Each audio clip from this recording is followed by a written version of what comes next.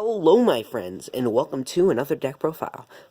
Now before I begin, we've been getting work done on our house, so I've just been trying to find a good time to actually record these, and I'm probably gonna have to record a string of them right next to each other because this is probably gonna be happening for the next couple of weeks. So, but the Fluffal archetype is the one that actually got me into more of a competitive thinking on deck building, and this is the first actual archetype that I've ever built a deck around.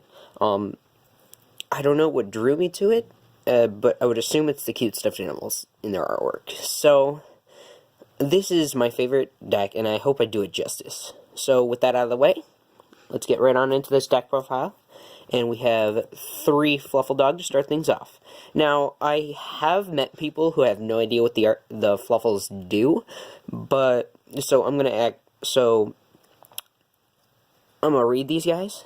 Well, when this card is normal summon from your or special summon from your hand, you could add 1 Edgem Sabers or 1 Fluffal monster from your deck to your hand, except Fluffal Dog, and you can only use this effective Fluffal Dog once per turn.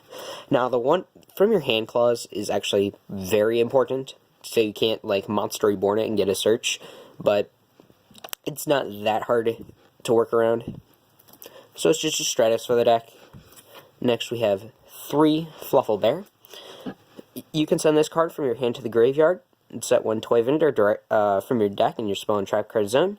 And then you could tribute this card, add a Poly from your graveyard to your hand, and you can only use 1 effective Fluffal Bear per turn and only once that turn.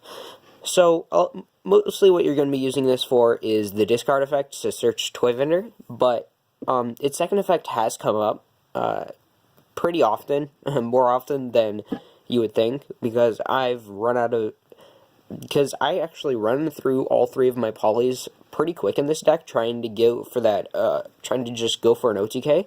So, and usually if your opponent lives through that OTK, they can grind out the duel for a couple more turns, and you're running out of your fusion spells. So that second effect does happen more often than you might think, but you're usually using Bear for the first effect. So next we have 3 Fluffal Wings. If this card is in your graveyard, and you control Toy Vendor, you can banish this card from your graveyard, target 1 Fluffal monster in your graveyard, and banish it. If you do, draw 1 card. And, then you can send 1 Toy Vendor you control to the graveyard, and if you do, draw 1 more card. You can only use this effective Fluffal Wings once per turn. So, if it's in your graveyard, and you got Toy Vendor on the field, say by Bear's effect, you could just banish these 2 from your graveyard, draw a card, pop the Toy Vendor, draw another card, and then get a search off of the Toy Vendor, which is pretty neat. Alright, now we have 2 Fluffal Penguin. During your main phase, you can special summon 1 Fluffal monster from your hand, except Fluffal Penguin, and you can only use this effect can only be used once while this is face up on the field. If this card is sent to the grave as a fusion material for a fusion summon of a Frightful monster, you could draw 2 cards, then discard 1 card, and you can only use this effect of Fluffal Penguin once per turn. So it's another level 4, so you can go into rank 4 plays, and it lets you special summon any of your Fluffals from your hand, so you can special summon your dog to get its effect off, or owl to get its effects off. I've seen a lot of different ratios with Penguin. I think 2 is pretty okay. I know I've seen people run it at 3, I've seen people run it at 1. I think 2 is pretty okay. Next we got 2 Fluffal Owl. When this card is normal or special summon from your hand, add a Poly from your deck to your hand. And you could pay once per turn, you could pay 500 life points to fusion summon 1 Frightful fusion monster from your extra deck, using monsters from your hand or your set of the field as fusion materials, and you can only use 1 Fluffal Owl effect per turn, and only once that turn. So, if you're under like an anti-spell, that second effect lets you fusion summon, which is pretty neat, but the first effect is really what you're going to be using to search out that polymerization. And for the last of the Fluffals, we have Fluffal Cat. If this card is sent to the grave as a fusion material for the fusion summon of a Frightful monster, for fusion summon in general, my bad, you could add a Poly from your graveyard to your hand, and you can only use this effective Fluffal Cat once per turn. So, this is very important, actually, for you to get recur your poly, because you really need that polymerization to go into, because usually what you're doing is you're just summoning Tiger to wipe their field and then going into 3 Sabertooths, or summoning Kraken to get rid of a problem monster, then going into 3 Sabertooths. So, sorry, I was trying not to do that. So you're trying to, so you want to get that poly back as much as possible. Now, for the edge imps, we have 3 edge imp chain and 1 edge imp sabers. So, edge imp chain, when this card declares an attack you can add 1 edge imp chain from your deck to your hand. If this card is sent from your hand or field to the graveyard, you could add 1 Freifer card from your deck to your hand. You can only use this 1 effective edge imp chain per turn, and only once that turn. So, edge imp chain lets you search, they search each other, and when they're sent to the grave, you get to search any of your Freifer cards. If we had Freifer Patchwork in the TCG, that would be wonderful, but we don't. But Patchwork would be an example of a card that Chain would be able to search, and it's a very good card at that.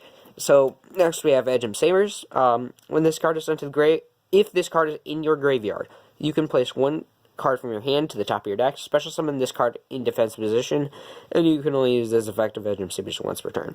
So, Sabers can recover itself, and so even though a lot of your fusion monsters actually require Sabers as a material, you only need the 1, and Sabers is extremely searchable, because Dog searches it, Toy Vendor searches it, so. Next, for the non-archetype guys, we got 3 King of the Swamp. You could discard him to search poly, and he could be a replacement for any of your materials. So if you don't have a saber, if you don't have access to sabers somehow, you could use King of the Swamp as a replacement for sabers for these guys, and you could discard him to search that poly, which is always good to search that poly. Now for the fusion, so for the spell cards, I've broken it down into the fusion spells and then the other spells. So first we got 3 Polymerization. Self-explanatory, lets you fusion summon. Next we have 2 Dark Fusion. It's just a poly for Fiend-type monsters, but the special summon monster cannot be targeted by card effects of other monster spell traps this turn. So it makes your fusion monster immune to targeting, and it is a target for Factory to banish from the graveyard, which is pretty nice. I'm running 2 Freifer Fusion. It's a Miracle Fusion for the Fluffals. You can fusion summon a Freifer Fusion monster by banishing materials listed on it from your field or grave, and you can only use 11 Freifer Fusion per turn. It is searchable by Edge and Chain, which is pretty neat, but I find 2 is pretty good. Now we have 1 Freifer Factory. You can banish 1 poly or fusion spell card from your graveyard, except a Fusion Wave Motion, and fusion summon 1 Freifer Fusion monster from your extra deck, using monsters from your hand to your side of the field as fusion materials. If this card is sent to the grave, you could target 1 of your banished Freifer Fusion and add it to your hand. You can only use this effect of Freifer Factory once per turn. So if you banished Freifer Fusion off of the Factory and Factory gets popped, you could return your Freifer Fusion to your hand, which is pretty neat.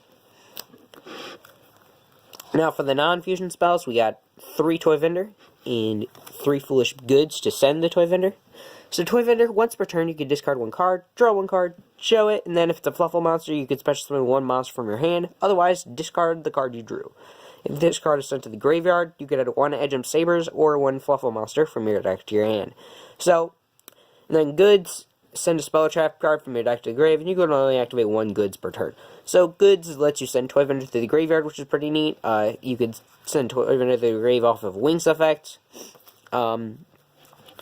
So all that's good. And if you were to ever run out of Toy Vendors while you have a couple Goods in the deck, you could just Goods and send the other copy of Goods to the graveyard, so you don't have to draw into it. So, next we have the one-ofs. We have Freifer Reborn. It's a target 1 Freifer monster in your grave, special summon it, and during your main phase, except for the turn this card was sent to the grave, you can banish this card from your graveyard, then target 1 of your banished Fluffal or Freifer monsters, return it to the graveyard. So, it's just a searchable, basically a monster reborn for the archetype. then you can banish it and target any of your banished guys and return to the grave. So if you happen to have Toy Vendor up in your grave, you can banish Reborn to return one of your banished wings to the grave, and then use Wings effect. Next we have Foolish Burial, just regular Foolish Burial to send Wings or Chain. You don't want to send Chain, you want to send Wings. Monster Reborn, because Monster Reborn. And now we have Twin Twisters and Red Reboot. Really, I couldn't decide between TT and Red Reboot, so I just kind of went with one of each. It's really the only reason I have one of each. And really, they serve different purposes. Like, Twin Twisters can discard Chain or Wings, while Reboot doesn't, but Reboot touchdowns all traps for the turn. The thing is, though, by the time, whenever each of these comes up, they basically serve the same purpose, but they do it in different ways, and they have different advantages, so even now, I still can't decide between them, and the 1-in-1 seems to be working pretty fine. So let's get Doggy back on top here, and then let's get into the extra deck. So we have 2 Fright for Sheep. It takes Edge Imp Chain and 1 Fluffal monster. If this card battles an opponent's monster, cards and effects cannot be activated. If this card battles, your opponent's cards and effects cannot be activated until the end of the damage step. And if this card is destroyed in battle and sent to the graveyard, or if this card isn't in your possession is destroyed by an opponent's card effect and sent to the graveyard, you could special summon this card, and if you do, it gains 800 attack, and you can only use this effect of Fright for Sheep once per turn. So, it special summons himself back, and he prevents your opponent from doing things when you attack. So, that's pretty neat. And he's an instant fusion target if you wanted to run instant fusion. Fright for Wolf, it takes Edge and Sabers and 1 or more Fluffal monsters. Must be fusion summoned with the above fusion materials and cannot be special summoned by other ways. This card can attack a number of times each battle phase, up to the number of fusion materials for its fusion summon. Now, before Link format, you would Tiger. You know what? Let me read Tiger's effect first before I get into this.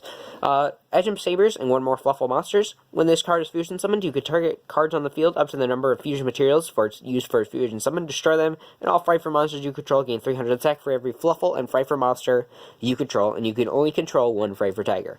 So, before Link format, you would just Tiger, and then you would Poly for Tiger, blow up their field, and then you would Fright for Fusion for Wolf, and then smack him for game. You would use like 4 cards for Fight for Tiger, and then you would blow up 4 cards on the field, then you could attack 4 times per game with Wolf, unless they had a response to your Wolf. But they would usually respond to the Tiger rather than the Wolf. So, I got 2 Fright for Tigers. We got 1 Fright for Bear for the lulz, but Edge and Sabers and Fluffal Bear. When this card destroys an opponent's monster by battle and sends it to the graveyard, you can equip that monster to this card as an equip spell with this effect. The equipped monster gains 1000 attack. So, I mean, I kind of have it in here for the lulz, but if I haven't really had a situation where this needed to come up, unless I was running the Chimera, my Chimera build, but it's just kind of there. So next I'm running 2 Fright for Kraken. It takes 1 Edge monster and 1 Fluffal monster. Once per turn, you can target 1 monster your opponent controls, send it to the graveyard. This card cannot attack during the turn this effect was activated, and this card Kraken can't attack directly during the turn you use that effect. And it can make a second attack during each battle phase, and once per turn during the end of the battle phase, if it battled, you could change this guy to defense position. Sorry about that. I don't know why I was having so much trouble with Fright for Kraken. Next we have 3 Fright for Sabertooth. It takes 1 Fright for Fusion monster and 1 or more Fluffal and or Edge monsters. So it takes 1 of these fusion monsters, so you can't use like Edge Fright Floyd to replace your material. When this card is fusion summoned, you can target 1 Fright for monster in your graveyard and special summon it. All Fright for monsters you control gain 400 attack. And if this card was fusion summoned using 3 or more fusion materials, it cannot be destroyed by battle or card effects.